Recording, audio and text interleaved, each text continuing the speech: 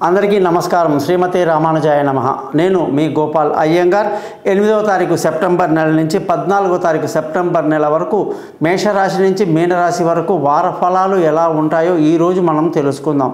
ముఖ్యంగా ఈ వారంగానే చూసుకుంటే ఆదివారం నుంచి శనివారం వరకు, అలాగే స్వాతి నక్షత్రం నుంచి ఉత్తరాషాఢ నక్షత్రం వరకు, అలాగే పంచమి తిథి నుంచి మొదలవుతుంది ఈ వార ఫలాలు. పంచమి, షష్ఠి, సప్తమి, అష్టమి, నవమి, దశమి, ఏకాదశి వరకు ఉంటుందన్నమాట ఈ ఫలాలన్నీ కూడాను.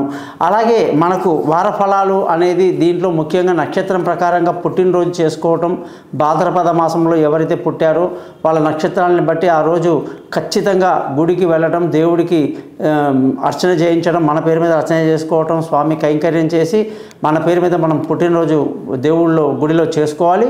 అలాగే తారీఖు ఏదైతే ఉందో ఆ తారీఖు ప్రకారంగా మీరు మీ స్నేహితులతో కేక్ కటింగ్లు అవన్నీ కూడా ఈ ఇంగ్లీష్ స్టైల్లో చేసుకోవచ్చు, తప్పేం లేదు. కానీ పుట్టిన నక్షత్రం ప్రకారంగా ఖచ్చితంగా మీరు మీకు నచ్చిన గుడికి వెళ్ళి అక్కడ మీ పేరు మీద అర్చన చేసుకుంటే సంవత్సరం అంతా కూడా మీకు భగవంతుడి ఆశీస్సులు బాగుంటాయని ఒకటి గుర్తుంచుకోవాలి. తర్వాత మనం ఇప్పుడు పంచమి నుంచి ఏకాదశి అంటున్నాం. భాద్రపద మాసంలో తిథి, అందులో శుక్లపక్షంలో ఉన్నాం కాబట్టి పితృదేవతలు ఎవరైతే మరణించారో వాళ్ళ యొక్క తిథులు వస్తాయన్నమాట. భాద్రపద మాసంలో శుక్లపక్షంలో ఎవరైతే చనిపోతారో వాళ్ళకు మనం తిథులు పెట్టాలి, పిండాలు పెట్టాలి. కాబట్టి పంతుల్ని కలిసి మనం పెద్దలు పోయినటువంటి తారీఖులు చెప్పాలి. తల్లి తండ్రులు ఉన్నటువంటి పిల్లలు పిండ ప్రదానం చేయకూడదు. అలాగే తండ్రులు తాతలకి ముత్తాతలకి వాళ్ళు చేయాలి, వాళ్ళ వెనకాల మీరు ఉండొచ్చు అన్నమాట. తల్లిదండ్రులు ఉన్న పిల్లలు ఉండొచ్చు, లేని వాళ్ళు ఖచ్చితంగా పిండ ప్రదానం చేయాల్సిందే. చేయటం వల్లనే పితృదేవతల యొక్క ఆశీస్సులు మనకు చాలా ఎక్కువ ఉంటాయన్నమాట. ఇవి నవగ్రహాల కన్నా, అష్టదిక్పాలకుల కన్నా, దేవుళ్ళ కన్నా కూడా పితృదేవతలు చాలా పవర్ఫుల్ అన్నమాట. సో వాళ్ళ యొక్క పవర్ ఉంటే బాగుంటుంది. అలాగే ఈ వారం గ్రహస్థితి కానీ చూసుకుంటే వృషభ రాశిలో గురువు, మిథున రాశిలో కుజుడు, సూర్యుడు బుధుడు వచ్చేసి సింహరాశిలో, శుక్ర కేతు గ్రహాలు కన్యా రాశిలో, చంద్రుడు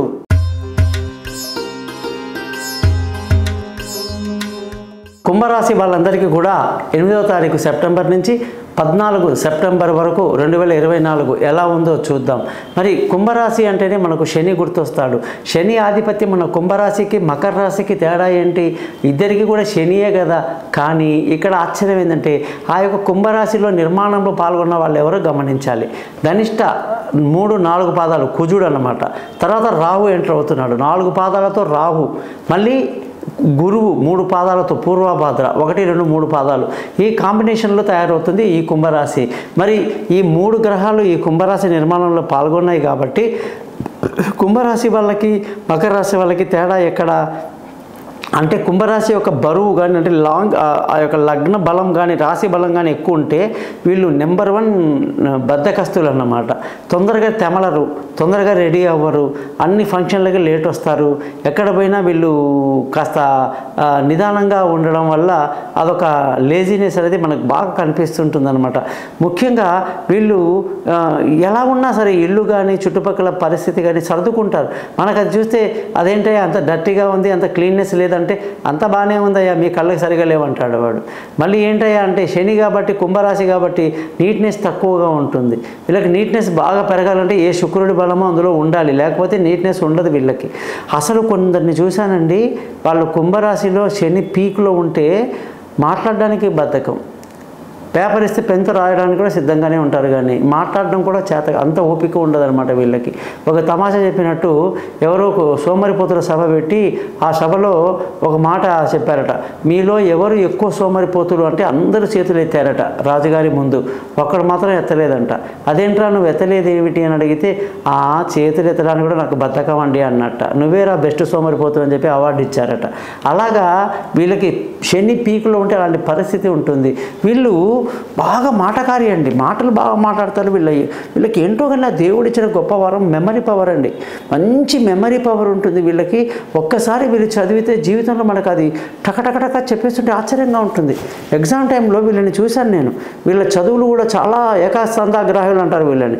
అయితే కొంచెం బద్ధకష్టంగానే మీకు చెప్పడం జరిగింది. ముఖ్యంగా ఈ కుంభరాశి వాళ్ళందరికీ కూడా ఈ వారంగానే చూసుకుంటే చాలా అనుకూలమైనటువంటి వాతావరణం కనిపిస్తుంది. సంతోషంగా ఆనందంగా ఉంటారు, విందులు వినోదాల్లో పాల్గొంటారు, అన్ని రకాలైనటువంటి శుభవార్తలు వింటారన్నమాట. ఎంతో హ్యాపీగా ఉంది. ధన ఆదాయం విషయంలో కూడా వీళ్ళు ఎంత కష్టపడితే అంత మంచిది. బాగా డబ్బు సంపాదిస్తారు, కుటుంబాన్ని బాగా చూసుకుంటారు, డబ్బు ధారాళంగా వస్తుంది ఈ వారం అంతా కూడా. పిల్లల చదువులో బాగా ఇంట్రెస్ట్ చూపిస్తారు. తక్కువ మంది ఫ్రెండ్స్, తక్కువ రిలేషన్. ఈ వారం పెద్ద గుంపులో కలవరు, ఎవరు కూడా మీకు పెద్దగా సహాయం కూడా చేయరన్నమాట.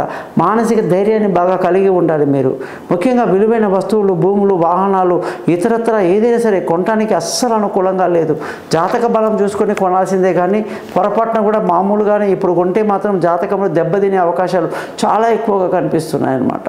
మరి ఈ వారంలో సంతానం పట్ల మక్కువ కలిగి ఉంటారు. వాళ్ళ విదేశీ యానాలు కలిసి వస్తాయి, దూర ప్రయాణాలు కలిసి వస్తాయి, తెలివైన నిర్ణయాలు తీసుకుంటారు, విదేశీ చదువుల కోసం వెచ్చిస్తారు, అందులో పిల్లలు సక్సెస్ అవుతారు కూడా. చాలా బాగుంది. ముఖ్యంగా ఆరోగ్యం అయితే సూపర్ డూపర్ అనమాట. వీళ్ళ ఆరోగ్యం ఎలా ఉందంటే మంచి ఆరోగ్యాన్ని కలిగి ఉంటారు, శత్రువులు మిత్రులు అవుతారు, మంచి పొజిషన్లో వీళ్ళకి చాలా బాగా కల్పిస్తూ ఉంటుందన్నమాట. ముఖ్యంగా భార్యాభర్తల మధ్య ఎప్పుడు లేనంత ప్రేమ, అనురాగాలు ఈ వారం కనిపిస్తూ ఉంది. దూరంగా ఉన్న వాళ్ళు కలుసుకోవడం, అలాగే పెళ్లి కాని వాళ్ళకు పెళ్లి కుదరడం, ప్రేమికుల మధ్య ప్రేమ ఎక్కువగా పెరగడానికి అనేక ఆస్కారాలు ఈ వారం కనిపిస్తుంది. పార్ట్నర్షిప్లో వ్యాపారాలు కలిసి వస్తాయి. మరి ఈ రాశి వాళ్ళందరికీ కూడా అదృష్టం అనేది చూసుకుంటే చాలా తక్కువ. అస్సలు అదృష్టం కానీ, తల్లిదండ్రుల సపోర్ట్ కానీ, పెద్దల సపోర్ట్ కానీ ఉండదు. అధర్మాన్ని కూడా వెనకాడని పరిస్థితి ఈ వారం మనకి ఎందుకో కనిపిస్తూ ఉంటుందన్నమాట. అదృష్టం అస్సలు లేదు. మరి ఉద్యోగం చేసే వాళ్ళకి చాలా బాగుంది. ప్రమోషన్లు, ఇంక్రిమెంట్లు, పై అధికారుల ప్రశంసలు, ఉన్నత స్థానంలోకి వెళ్ళిపోవటాలు అన్నీ కూడా ఈ కొత్తగా ఇంటర్వ్యూలో సక్సెస్ అవ్వడం కానీ, కొత్త ఉద్యోగంలో రాణించడం కానీ అనుకూలం అంటే చాలా బాగుంది. వ్యాపారానికి వస్తే కూడా వ్యాపారంలో మంచి లాభాలతో ఈ వారం అంతా బాగా ముందుకు వెళ్తారని కూడా బ్రహ్మాండంగా చెప్పొచ్చు. వ్యాపారంలో కొత్త పెట్టుబడులు కూడా పెట్టడానికి ఈ వారం మీకు అవకాశాలు బాగున్నాయన్నమాట. మరి కుంభరాశి వాళ్ళ యొక్క స్థితి చూస్తే ఖర్చులు అధికంగా ఉంటుందని చెప్పాలి. ఈ రాశి వాళ్ళకి ఉద్యోగం మంచిదా, వ్యాపారం మంచిదా అని కానీ చూస్తుంటే వీళ్ళకి వ్యాపారం అంటే చాలా ఇష్టం అండి. వ్యాపారంలో చాలా ముందుకు వెళ్ళిపోతారు వీళ్ళకి ఉద్యోగం అంటే పెద్ద ఇష్టం ఉండదన్నమాట.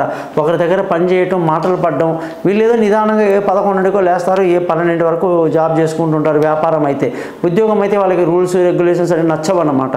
కాబట్టి కుంభరాశి వాళ్ళకి ఎప్పుడు కూడా వ్యాపారం పట్ల మక్కువ ఎక్కువ ఉంటుంది. మరి వీళ్ళు మంచి భవిష్యత్తు కోసం ఏం చేయాలి అంటే శని మంత్రాన్ని రోజు 19 సార్లు చదవాలి. ఈ రాశి వాళ్ళకి వెంకటేశ్వర స్వామి లేదా శివుడిని కొలిచే వాళ్ళు కూడా ఉంటారండి. శనివారం నాడు ప్రత్యేకంగా ఆ గుళ్ళకు వెళ్ళి ప్రధానంగా ఆ గుడి యొక్క ఆంజనేయ స్వామి కానీ, శివుడు కానీ, నారాయణుడు కానీ పూజ చేసుకున్న తరువాత శని గ్రహం దగ్గరికి వెళ్ళి 19 సార్లు ప్రదక్షిణ చేస్తూ శని మంత్రాన్ని చదువుకోవటం మీకు ఎంతో మేలు చేస్తుంది.